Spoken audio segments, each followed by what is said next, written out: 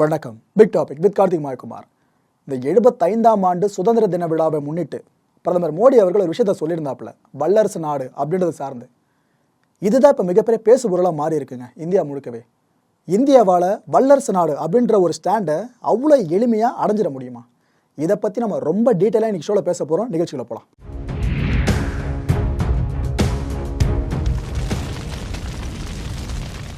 நம்ம நாட்டோட 75வது சுதந்திர தின கொண்டாட்டம் இருக்குல்ல, இதை சார்ந்து டெல்லியில் பிரதமர் மோடி அவர்கள் பல விஷயங்கள் பேசினாங்க. அதில் முத்தாய்ப்பான விஷயமா அமைஞ்சது எதுன்னு பார்த்தீங்கன்னா, இந்தியாவை வல்லரசு ஆக்குற வரைக்கும் ஓய போகிறதில்ல அப்படின்னு சொன்னாருங்க. இது கேட்டு பல பேருமே சிந்திச்சது, இவர் அடுத்த வாட்டியும் பிரதமர் ஆகிட்டார்னா அடுத்த ஒரு 5 வருஷம் கிடைக்கும், அடுத்த ஒரு 5 வருஷம் கிடைச்சிரும், அப்போ இந்தியா வல்லரசு ஆகிடும் அப்படி தான் நினைக்கிறாங்க. ஆக்சுவலாக ஒரு நாடு வல்லரசுன்ற ஸ்டேஜ் அடையிறதுலாம் 10 வருஷம் 20 வருஷத்துக்குள்ளே முடிகிற விஷயம் கிடையாதுங்க. பல வருஷங்கள் நம்ம வெயிட் பண்ணணும். என்னோட கணக்குப்படி பார்த்தீங்கன்னா இன்னும் 5 பிரதமர்கள் இந்தியாவை ஆண்டதுக்கு பிற்பாடு தான் அதுக்கு சாத்தியமே. நெகட்டிவாக சொல்ல நினைக்காதீங்க. பல விஷயங்கள் இது சார்ந்து இருக்குது, எக்கனாமிக்கல் டேர்ம் சார்ந்தும் இருக்குது. இதை நான் ஃபுல்லாக சொல்லி முடித்த பிற்பாடு நீங்கள் முடிவு பண்ணுங்கள், இன்னும் ஒரு சில வருஷங்களுக்குள்ளே நாம் அந்த நிலையை அடையோமா, இல்லைன்னா பல வருஷங்கள் நாம் இன்னும் காத்திருக்கணுமான்னு சொல்லிட்டு ஐயா கலாம் அவர்கள் ஆரம்பித்து இப்போ வரைக்குமே இந்தியாவில் இருக்க எல்லா அரசியல் தலைவரோட பிரதான கனவே பார்த்தீங்கன்னா வல்லரசு ஆகணும் இந்தியா அப்படின்றது தான். ஆனால் அவங்க அதுக்காக முயற்சி பண்ணுறாங்களான்றதான் பெரிய கேள்வி. ஒரு சில தலைவர்கள் முயற்சிக்கிறாங்க, ஆனால் எல்லாருமே கேள்விக்குறி. ஓகே, வளர்ந்த நாடு அப்படி இல்லைன்னா வல்லரசு நாடுன்னு சொல்கிறோம். இது ஆக்சுவலாக ஆங்கிலத்தில் இன்னும் பல வகையாக வகைப்படுத்துகிறாங்க. டெவலப்டு கண்ட்ரின்னு சொல்லுவாங்க, இண்டஸ்ட்ரியலைஸ்டு கண்ட்ரின்னு சொல்லுவாங்க, ஹை இன்கம் கண்ட்ரி, மோர் எக்கனாமிக்கலி டெவலப்டு கண்ட்ரி, இதை வந்து MEDCன்னு சொல்லுவாங்க, அண்ட் அட்வான்ஸ்டு கண்ட்ரி. இந்த எல்லாமே ஒவ்வொரு நாடுகள்லையும் உச்சரிக்கப்படுற இந்த வல்லரசு நாடு அப்படின்ற வார்த்தை பதம் இருக்குல்ல, இதுக்கான அறிஞ்சல் பொருட்கள் மாதிரி. இது எல்லாமே குறிக்கிறது இந்த டெவலப்டு கண்ட்ரின்னு சொன்ன பாருங்க, வளர்ந்த நாடு வல்லரசு நாடு, அதுதான். ஓகே, இந்த மேப்பை பார்த்தீங்கன்னா உங்களுக்கு ஒரு விஷயம் தெளிவாக புலப்படும். இதில் நீல நிறம் இருக்குது பார்த்தீங்களா, இது எல்லாமே இண்டிகேட் பண்ணுறது டெவலப்டு கண்ட்ரிஸ், அதாவது வளர்ந்த நாடுகளை குறிக்கிறது. இதில் எங்கெங்கெல்லாம் மஞ்சள் நிறம் தென்படுதோ அது எல்லாமே வளரும் நாடுகளை குறிக்கிறது. நம்ம இந்தியாவும் ஒரு வளரும் நாடு தான். அண்ட் இந்த ஆரஞ்சு நிறம் இருக்குல்ல, இது குறிக்கிறது எல்லாமே லீஸ்ட் டெவலப்டு கண்ட்ரிஸுங்க. ஸோ இதை பார்க்கும்போது உங்களுக்கே புரிஞ்சிருக்கும் நம்ம எங்கே நிற்கிறோம்னு சொல்லிட்டு. ஓகே, இந்த கனவை அடையணும் அப்படின்னா பிரதமர் மோடி அவர்கள் சொல்லியிருக்காங்களே, வல்லரசு ஆகிற வரைக்கும் ஓய போகிறதுன்னு சொல்லிட்டு. இந்த வல்லரசுன்ற கனவை நம்ம அடையணும் அப்படின்னா அதுக்கு சாத்தியக்கூறுகள் இருக்கான்னு கேட்டிங்கன்னா இருக்குது, அதான் உண்மை. அதுக்கு 2 காரணங்கள் இருக்குது. ஒன்று பார்த்தீங்கன்னா, அந்த கொரோனா பீக்கில் இருந்த டைமில் சைனாவிலேருந்து நிறைய வெளிநாட்டு நிறுவனங்கள் வெளியே போச்சு. சீனாவில் இதுக்கப்புறம் தொழில் பண்ண போகிறதுன்னு பல நிறுவனங்கள் காலி பண்ணிட்டு போச்சு, அது ஒன்று. 2வது, இப்போ யுக்ரைன் ரஷ்யா கான்ஃப்ளிக்ட் நடந்துகிட்டு இருக்கல, இதை சார்ந்து ரஷ்யாவில் இருந்த நிறைய வெளிநாட்டு நிறுவனங்கள் அப்படியே காலி பண்ணி வெளியே போயிடுச்சு. இந்த சைனாவில் இருந்து வெளியேறின நிறுவனங்களை காட்டிலும் இப்போ ரஷ்யாவிலேருந்து வெளியேறின நிறுவனங்கள் எண்ணிக்கை தான் ரொம்ப அதிகம். இந்த 2 வாய்ப்பையும் நம்ம கரெக்டாக பயன்படுத்தணும் அப்படின்னா இந்த கனவு சாத்தியமாகிறதுக்கு நிறைய வாய்ப்புகள் இருக்குங்க. எதுக்காக சொல்கிறேன்னா, ரஷ்யாவும் நமக்கு எதிரி கிடையாது, அமெரிக்காவும் எதிரி கிடையாது. 2 நாடுகளுமே இந்தியாவுக்கு உற்ற நட்பு நாடுகள் தான். அப்படி இருக்கிறப்ப இந்த வல்லரசு கனவை நாம சாத்தியப்படுத்துறதுக்கு இந்த 2 நாடுகள் மட்டும் கொஞ்சம் பூஸ்ட் பண்ணுச்சுன்னா ஈஸியாக அடிச்சிடலாம். உலகத்தோட உற்பத்தி மையமாக திகழ்ந்துகிட்டு இருக்க நாடு சைனா, அதில் எந்த மாற்று கருத்தும் இல்லை. எந்த பொருளாக இருந்தாலும் அவங்க தான் தயாரித்து கொடுத்துக்கிட்டு இருக்காங்க. ஆனால் இப்போ ஒரு போட்டி என்ன தெரியுமாங்க, அடுத்த 10 வருஷத்துக்குள்ள சைனாவோட இடத்த எந்த ஆசிய நாடு ரீப்ளேஸ் பண்ண போகுது, இப்பேற்பட்ட போட்டி தான். இந்த பட்டியலில் 5 நாடுகள் இருக்குது. அதாவது சைனா இப்போ எந்த அளவுக்கு பொருட்கள்லாம் தயாரித்து கொடுத்துக்கிட்டு இருக்காங்களோ அதுக்கு மாற்றா வேற ஒரு நாடு அந்த இடத்துல வந்துட்டு உலகத்துக்கு தேவையான பொருட்களை தயாரித்து கொடுக்கறது. அப்பேற்பட்ட ஒரு இடத்த நோக்கி தான் 5 நாடுகள் போட்டி போட்டுக்கிட்டு இருக்கு. இதை மைட்டி 5 அப்படின்னு சொல்லுவாங்க. மைட்டி வீனும் ஒரு சில ப்ரொனவுன்ஸ் பண்ணுவாங்க. மலேசியாவையும், இந்தியாவையும், தாய்லாந்தையும், இந்தோனேஷியாவும், இந்த 5ன்னு சொன்ன பார்த்தீங்களா, இது வியட்நாமையும் குறிக்கிறதுங்க. இந்த 5 நாடுகளில் ஏதோ ஒரு நாடு தான் அடுத்த 10 வருஷத்துக்குள்ள உலகத்தோட மேனுஃபேக்சரிங் ஹப்பாக கண்டிப்பாக மாறப்போகுது. இதில் வியட்நாம் எடுத்துக்கிட்டிங்க அப்படின்னா அமெரிக்காவுக்கான ஒரு தனிப்பட்ட உற்பத்தி மையமாக திகழ்ந்துகிட்டு இருக்கு. இந்த கொரோனா டைமில் மாஸ்க் உற்பத்தி பண்ணுறதுலாம் பெரிய தலைவலியாக இருந்துச்சுல அமெரிக்காவுக்கு. அப்போ அமெரிக்காவுக்கு முழுக்க ஹெல்ப் பண்ணது வியட்நாம் தான். ஸோ அப்போ அவங்க தெளிவாக அமெரிக்கா பிடிச்சிட்டாங்க. அந்த இடத்த மட்டும் நாம் கொஞ்சம் ஓவர்டேக் பண்ணிட்டோம் அப்படின்னா அமெரிக்காவும் நம்ம பக்கம் திரும்பல, எந்த மாற்று கருத்தும் இல்லை. இந்த வளர்ந்த நாடு அப்படின்னா வல்லரசு நாடு, இந்த ஒரு ஸ்டேட்டஸாக ஒரு நாடு அடையணும் அப்படின்னா 45 தகுதிகள் இருக்கணும். எப்படி 1 2 கிடையாது, 45 தகுதிகள் இருக்கணும். இந்த 45ல் 7 தகுதிகள் இருக்குங்க. அதுதான் ரொம்ப ரொம்ப ரொம்ப முக்கியமான தகுதிகள். இப்போ நம்ம முதல்ல அந்த 7 தகுதிகளை பற்றியும் விரிவாக பார்த்துட்டு அதுக்கப்புறம் ஒட்டு மொத்தமாக இருக்கிற எல்லா தகுதிகளை பற்றியும் ஃபுல்லாக பேசலாம். இல்லை, முதல் தகுதி per capita gross domestic product அப்படின்னு சொல்லுவாங்க. இந்த GDP gross domestic product அப்படின்னா உங்களுக்கு என்னன்னு தெரியும், மொத்த உள்நாட்டு உற்பத்தி. நம்ம நாட்டுக்குள்ளே எந்த அளவுக்கு பொருட்களை உற்பத்தி பண்ணுறோம் அப்படின்றத குறிக்கிறது. இந்த per capita அப்படின்றது தனிநபர் சார்ந்ததுங்க. இந்த ரெண்டுத்தையும் இப்போ சேர்த்து பாருங்க. Per capita gross domestic product அப்படின்னா ஒரு நாட்டுக்குள்ள உற்பத்தி பண்ணப்படுற பொருட்கள் இருக்கு பார்த்தீங்களா, அது எல்லாமே அந்த நாட்டுக்குள்ள இருக்கிற மக்களுக்கு போதுமானதா இருக்கா இல்லையா, இந்த அளவுக்கு எக்கானமி அவுட்புட் என்னவா இருக்கு, அதோட ஆவரேஜ் அப்படின்றது இதோட எலிஜிபிளா மீட் பண்ணுதா, இது எல்லாத்தையும் குறிக்கிறது தான் per capita gross domestic product அப்படின்றது. இது ஆக்சுவலாக ஒரு வல்லரசு நாடுல எந்த அளவாக இருக்கணும்னு பார்த்தீங்கன்னா மினிமம் $12,000 இருந்து $15,000 இருக்கணும். அப்படி இதுக்கு குறைவாக இருந்துச்சுன்னா அந்த நாடை வல்லரசு நாடாக நம்ம எடுத்துக்க முடியாது. இதில் 2018 வருஷம் அமெரிக்கா ஒரு மைல் கல்லை செட் பண்ணிச்சிங்க இந்த பெர் கேபிட்டா கிராஸ் டொமஸ்டிக் ப்ராடக்ட்டில். அங்கே எவ்வளோ தெரியுமா, $62,641. நம்மளை எடுத்துக்கிட்டால் $2,000 அப்படின்றதே பெரிய விஷயம். நமக்கும் அமெரிக்காவுக்கும் எங்கே இருக்குது பார்த்தீங்களா. அடுத்தபடியாக ஜிஎன்பி கிராஸ் நேஷனல் ப்ராடக்ட், அதாவது ஒட்டு மொத்தமான உற்பத்தியும் உள்நாட்டுக்குள்ளேயே பண்ணி அந்த உற்பத்தி பொருட்களை உள்நாட்டுக்குள்ளேயே நம்ம விற்று அதை காசாக மாற்றணும். வெளிநாடுகளோட சார்பு இங்கே இருக்கக்கூடாது. நீங்கள் கிராஸ் டொமஸ்டிக் ப்ராடக்ட் எடுத்துட்டா கூட இங்கே தயாரித்து நம்ம வெளியே விற்கலாம். ஆனால் ஜிஎன்பியை பேஸ் பண்ணி பார்த்தீங்கன்னா இங்கேயே தயாரித்து இங்கேயே விற்று இங்கேயே காசாக மாற்றணும். இதன் மூலமாக கிடைக்கிற வருவாய் இருக்குது பார்த்தீங்களா, இதை வச்சு மதிப்பிடப்படுறது தான் இந்த குறிப்பிட்ட ஜிஎன்பி அப்படின்றது. இது ஒரு நாட்டில் எந்த அளவுக்கு ஸ்டேபிளாக இருக்கோ அதை பேஸ் பண்ணியும் ஓகேப்பா இந்த நாடு வல்லரசு நாடு அப்படின்ற ஸ்டாண்டுக்கு நாம் வரலாம். மூணாவது பார்த்தீங்கன்னா இந்த ஹியூமன் டெவலப்மெண்ட் இண்டெக்ஸ். இந்த வல்லரசு நாடுன்ற ஒரு அந்தஸ்தை ஒரு நாடு அடையுதுன்னா அதுக்கு இது முதுகெலும்புங்க, அவ்வளோ பெரிய முக்கியமான விஷயம். மற்ற ரெண்டத்தை விட்டுருங்க, இதை பற்றி கொஞ்சம் டீட்டெயிலாக பேசலாம். 3 விதமான வாழ்க்கை தரங்கள் இருக்குது. 1 கல்வி அறிவு விகிதங்கள், 2வது கல்விக்கான அணுகல், 3வது சுகாதார பாதுகாப்புக்கான அணுகல். இது 3மே சீராக இருந்தால் தான் அந்த நாட்டுக்குள்ளே இருக்க மக்கள் இருக்காங்களே அவங்களோட வாழ்க்கை தரம் செழிப்பாக இருக்குன்னு அர்த்தம். இந்த 3 இருக்குது பார்த்தீங்களா, இதை பேஸ் பண்ணி ஒரு சில பாயிண்ட்ஸை கொடுப்பாங்க. அந்த பாயிண்ட்ஸ் பார்த்தீங்கன்னா 0ல் ஆரம்பித்து 1ல் முடியும். இதை பேஸ் பண்ணி தான் HDI அப்படின்றது கணக்கிடப்படும். குழம்பாதீங்க, இந்த ஹியூமன் டெவலப்மெண்ட் இண்டெக்ஸ் இருக்குது பார்த்தீங்களா, அதை தான் ஷார்ட்டாக HDIன்னு சொன்னேன்.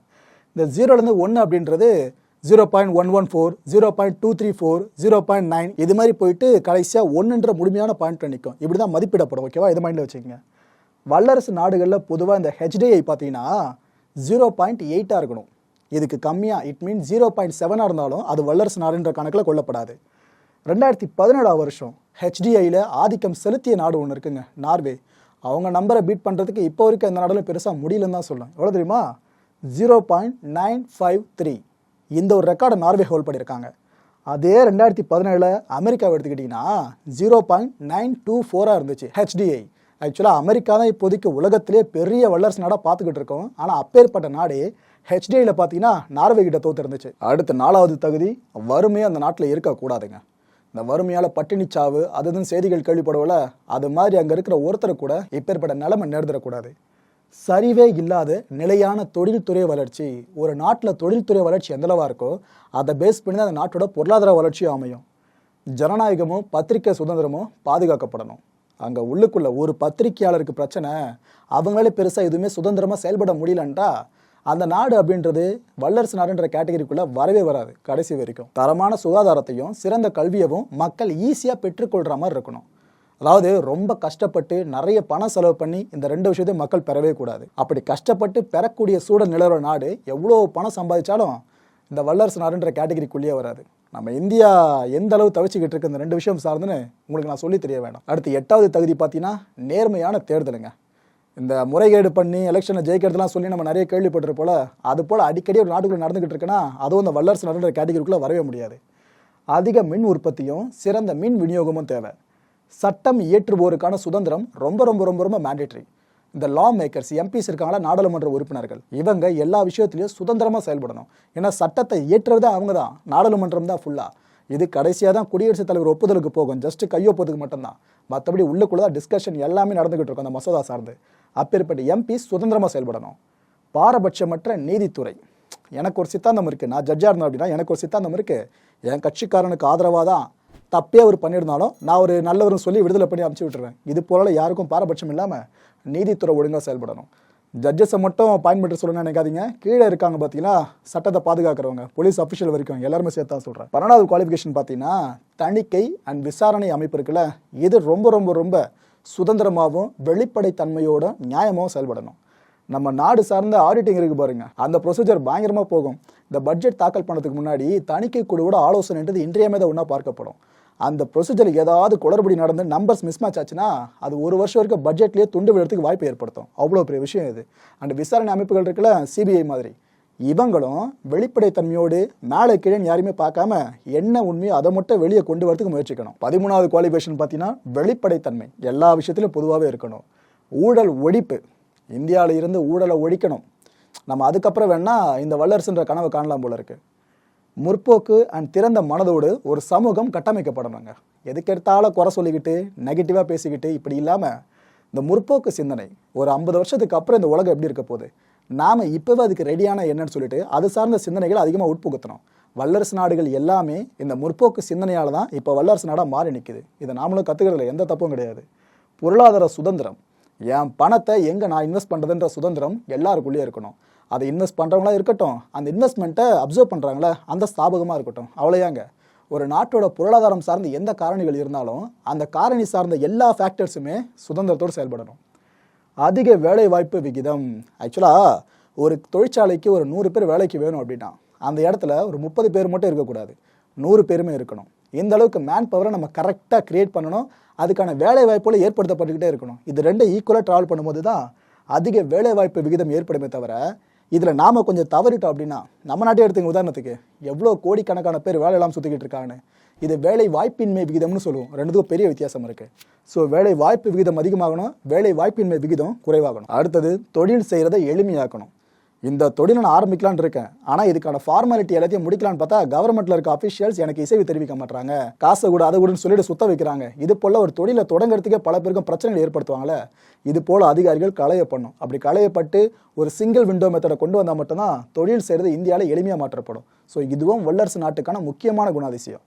தொழில் முனைவோர் பெருகலுங்க. இந்த ஆண்டர்பிரனர்ஸ் இருக்காங்களே அவங்க எண்ணிக்கை பெருசாக மாறணும். அப்போ தான் நாட்டுக்கு தேவையான வருவாயும் பெருசாக இருக்கும். அதுக்கெல்லாம் மேலே இந்த ஆண்டர்பிரனர்ஸ் அதிகமானாலே தொழில் போட்டி அதிகமாகும். அந்த நேரத்தில் மக்களுக்கு சேவை தரம் ரொம்ப சூப்பராக இருக்கும். ஏன்னா காம்படிஷன் வந்துட்டாலே போட்டி போட்டு மக்களுக்கு சலுகைகள் அறிவிப்பாங்களே, தரம் உயர்ந்த சலுகைகளை சொல்கிறேன், தரம் தாழ்ந்த சலுகைகளை சொல்லலை, அது அதிகமாகும். உற்பத்தி துறைக்கு ஊக்கம் அளித்தலுங்க. இது நம்ம நாட்டோட 2வது முதுகெலும்புன்னு சொல்லலாம். இந்த மேனுஃபேக்சரிங் செக்டார் மட்டும் நம்ம நாட்டில் இல்லை, பெருசாக சோபிக்காமல் இருந்துருச்சு அப்படின்னா நாம் இவ்வளோ பெரிய வளர்ச்சி இப்போ அடைஞ்சிருக்க மாட்டோம். தொழில்மயமாக்கிறதுக்கு முன்னுரிமை அளிச்சே தீரணும். எந்த ஃபேக்ட்ரியை எங்கே போட்டாலும் பிரச்சனை வரும்னு போர்க்கொடி தூக்கிட்டே இருந்தோம்னாக்கா அது பெரிய பாதிப்பை தான் ஏற்படுத்தும் பொருளாதாரத்துக்கு. எல்லா ஃபேக்ட்ரியும் நல்ல ஃபேக்ட்ரி, சுகாதார சீர்கேடை ஏற்படுத்தாத ஃபேக்ட்ரிலாம் சர்டிஃபை பண்ணவே முடியாதுங்க. அதுக்கு தான் மத்திய அரசு இருக்குது, அவங்க பார்த்து சர்டிஃபை பண்ணட்டும். ஆனால் சுற்றி இருக்கிற மக்களுக்கு பிரச்சனை ஏற்படுத்துகிற மாதிரி ஏதாவது ஃபேக்ட்ரி அங்கே வருதுன்னா அது அங்கே இருக்கக்கூடாது. அது எந்த மாற்று கருத்தும் கிடையாது. 23வது குவாலிஃபிகேஷன் பார்த்தீங்கன்னா உட்கட்டமைப்பில் அலட்சியம் இல்லாமல் செயல்படணும். நம்ம நாட்டில் ரோடு போடுறதா இருக்கட்டும், தண்டவாளங்கள் உருவாக்கப்பட்டதாக இருக்கட்டும், நிறைய இந்த அரசு சார்ந்த அலுவலகங்கள் கிரியேட் பண்ணப்பட்டதாக இருக்கட்டும், இந்த எல்லா இன்ஃப்ராஸ்ட்ரக்சர்லையும் அலட்சியம் இருக்கக்கூடாது. தரம் தாழ்ந்த பொருட்களை போட்டு ஒரு பில்டிங் எழுப்பி விட்டு அதுக்கப்புறம் 2-3 வருஷத்தில் இடிஞ்சு விழுந்து அங்கே பல பேர் உயிரிழக்கிறது, இது போல் எந்த விஷயமும் நடக்காமல் இருக்கணும் பெருசாக. 24வது தொழில்நுட்ப மயமாக்கல். இன்னும் எவ்வளோ காலத்துக்கு தான் நம்ம ஃபுல்லாக பேப்பர் பேனா வச்சு எழுதிக்கிட்டு இருப்போம்? டிஜிட்டலைஸ் எல்லாத்தையுமே பண்ணணும். இந்த விஷயத்தை தான் இது வலியுறுத்துது. நான் சொல்கிறது ஒரு உதாரணம். இது மாதிரி ஒட்டு மொத்தமாக எல்லாத்தையுமே டெக்னாலஜி கீழே கொண்டு வரணும். வலுவான பாதுகாப்பு அமைப்பு. நம்ம நாட்டுக்குள்ளே என்னதான் நம்ம இந்த ஜிடிபியை இன்க்ரீஸ் பண்ணணும்னு சொல்லிட்டு பயங்கரமாக உள்நாட்டு உற்பத்தியை பெருக்கினாலும் நம்ம நாட்டோட எல்லைக்குள்ளே யாரும் ஊடுருவாமல் இருக்கணும். அப்படி இருந்தால் அமைதி குறைஞ்சிரும். அந்த அளவுக்கு அந்த ஊடுருவலை எடுத்து நம்மளை பாதுகாக்கிறது ராணுவ வீரர்கள். அப்பேற்பட்ட டிஃபென்ஸ் செக்டாருக்கு என்னென்ன தேவையோ அது எல்லாத்தையும் பார்த்து நம்ம பண்ணியாகணும். அதனால தான் பல நாடுகள், அதுவும் வளர்ந்த நாடுகள் எடுத்துக்கிட்டிங்கன்னா அவங்க மற்ற துறைகளுக்கு ஒதுக்குற நிதியை காட்டிலும் பாதுகாப்பு துறைக்கு அதிகமாக ஒதுக்குவாங்க. அதுக்கு இதுதான் காரணம். நம்ம இந்தியாவில் விதிவிலக்கு கிடையாது. தங்கு தடையற்ற அவசர சேவைகள், இதில் ஆம்புலன்ஸ் சர்வீஸ் இருக்குது பாருங்க, அது வரைக்கும் கூட எடுத்துக்கலாம். 27வது குவாலிஃபிகேஷன் பார்த்தீங்கன்னா சுற்றுலாவுக்கான வாய்ப்பை அதிகரிக்கிறது. நம்ம நாட்டின் மீது வெளிநாடுகளுக்கு பயம் இல்லாமல் இருந்தால் தான் அந்த நாட்டில் இருக்கிறவங்க நம்ம நாட்டுக்கு சுற்றுலான்னு சொல்லிட்டு வருவாங்க, நம்பி வருவாங்க. ஆனால் சமீபகால ரிப்போர்ட்ஸ்லாம் பார்த்துருப்பீங்க, இந்தியாவுக்கு போகாதீங்கன்னு சொல்லிட்டு ஒரு சில நாடுகள் பகிரங்கமாக அறிவிக்கிற அளவுக்குலாம் போச்சு. நாம் அதையும் மறுத்துடக்கூடாது இந்த நேரத்தில்.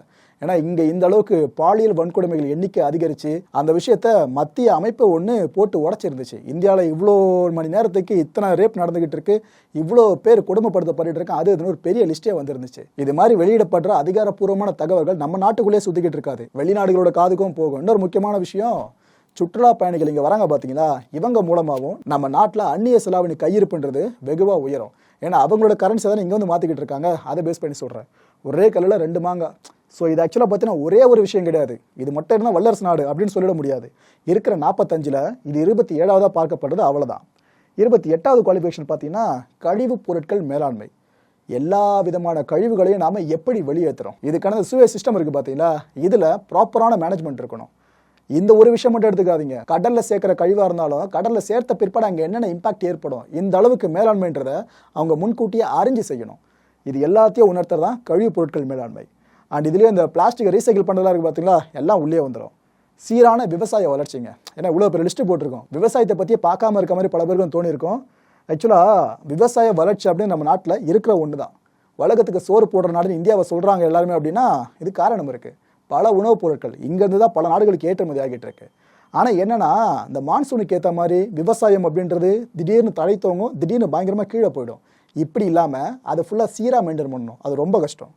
குற்ற விகிதம் இருக்குல்லங்க, இதை குறைக்கணும். இந்த ஒவ்வொரு நாளும் இந்தியாவில் நடந்துட்டு இருக்க கொலைகள் எத்தனை, இந்தியாவில் குழந்தைகளுக்கு எதிரான வன்முறைகள் எவ்வளோ நடந்துகிட்டு இருக்கு, பெண்களுக்கு எதிரான வன்முறைகள் இது எல்லாமே அதிகரிச்சுக்கிட்டு இருக்கு. நான் மிகப்படுத்தி சொல்லலை, அதிகரிச்சுக்கிட்டு இருக்கு. இதை குறைக்கிறதுக்கு என்ன வழியோ அதை பார்க்கணும். 31வது குவாலிஃபிகேஷன் ஆராய்ச்சி அண்ட் மேம்பாடு. இப்போ கவர்மெண்ட் ஒரு ப்ராஜெக்டை கொண்டு வந்து அதை இம்ப்ளிமெண்ட் பண்ணிடும். ஆனால் அது கரெக்டாக போதா இல்லையா, இதை அவங்க சரியாக உற்று நோக்கணும். அது ஏதாவது பிரச்சனை வருது, அது க்ரோத்தாக இல்லை அப்படின்னா அது என்ன பிரச்சனைன்றதை களையணும். அதுக்கு அதை ஆராய்ச்சின்றது முக்கியமானது. கண்டுபிடிச்ச பிற்பாடு அதை மேம்படுத்தணும். அதனால மேம்பாடு ரொம்ப ரொம்ப இம்பார்ட்டன்ட்.